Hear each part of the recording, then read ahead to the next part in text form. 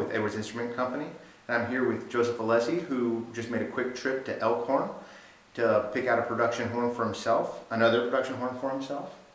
So, what are your thoughts on the horn?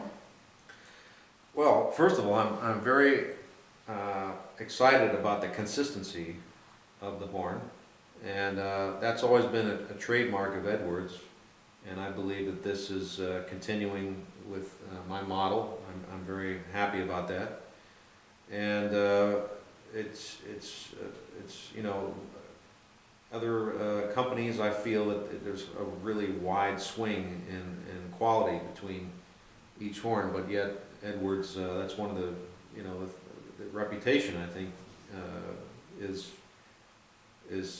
that it's very consistent, and that was proven to be so on this current trip. That being said, a lot of people say there's not a lot of color in the sound if it's too consistent. How do you approach that the person that says that? I do. I have heard that criticism, but at the same time, I feel we've addressed that in this horn. There's a lot of character, and you know, I can pick up the horn and play, you know, Mozart Requiem or the Ride, and also I just played some Telemann flute fantasies that were you know, completely different, and it's terrific. So I'm very happy that it can go from one genre to the next. Last night, I also played a concert with the Holiday Brass at Lincoln Center, and you know, I played a solo with the U.S. Military Academy band backing me, and you know, it just sails over the band, no problem. So I'm very happy with it, and the expression that I want to use on the horn comes across. That's great to hear. With the harmonic brace, have you had any chance to play around with it a little bit? I just started playing around with that, and you know, my life is so busy. I'm running from here to there. When I have, I'm getting more of a chance to do that. However, I wanted to have the horn play really well without it, and at the moment I haven't used it, although I am curious, and because I've seen what it can do. A lot of people have asked me. And I've heard what it can do. A lot of people have asked me what setup you're playing on that, and I've always explained to them that we spent 3 years designing this horn for you without any harmonic pillars at all. So while the flexibility is there, the horn as a standalone horn is fantastic and works great for you. Yes, and I'm going to compliment you, because this harmonic bracing system is great to change the color of the horn at will.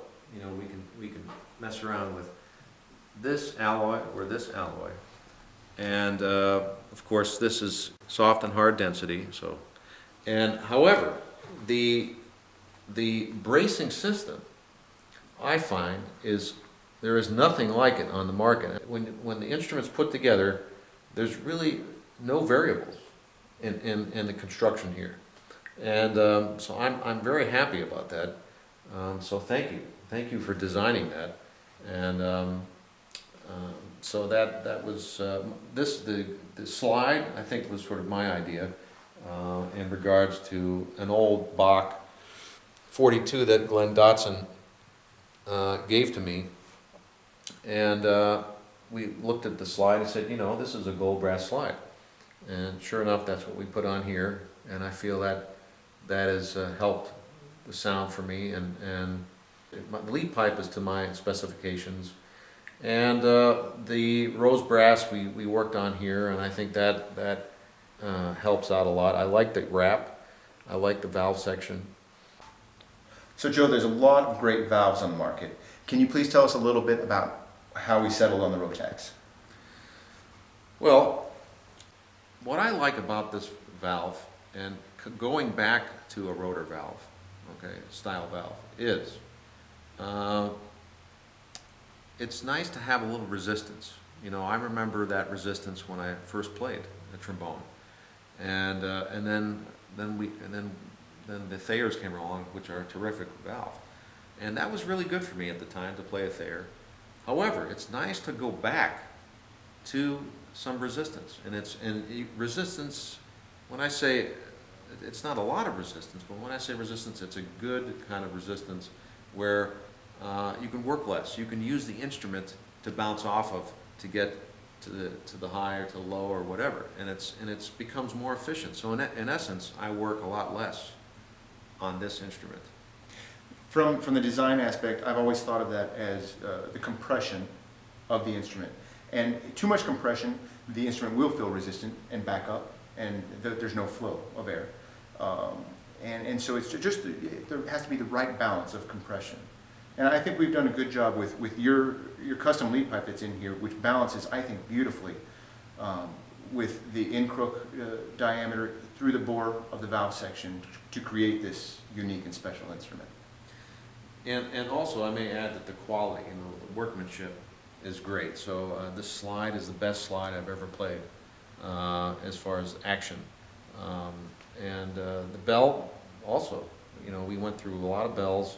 This bell construction and the way it's put together rings the way that I want it to ring, and it rings in the section. And so I'm very, very pleased with that.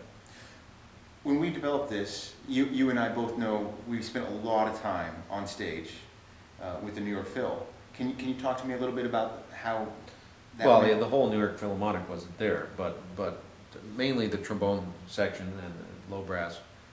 However, you did come to a lot of concerts, and you heard me playing the orchestra, and it really matters to me what my colleagues think of this. So Phil Smith seems to be very happy playing with this instrument. And the rest of the guys in the section seem to be very pleased. So it was important for me that they were happy as well.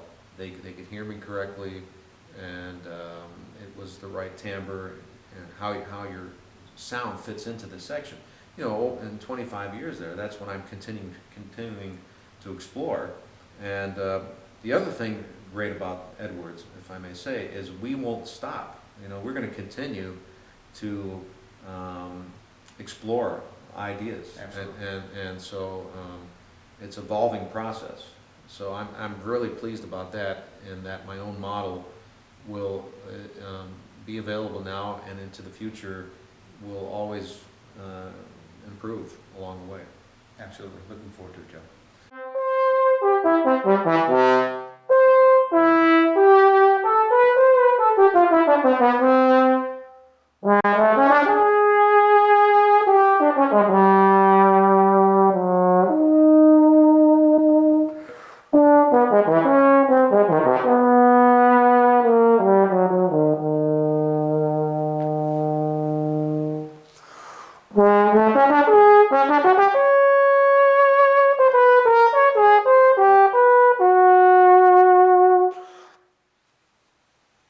Okay?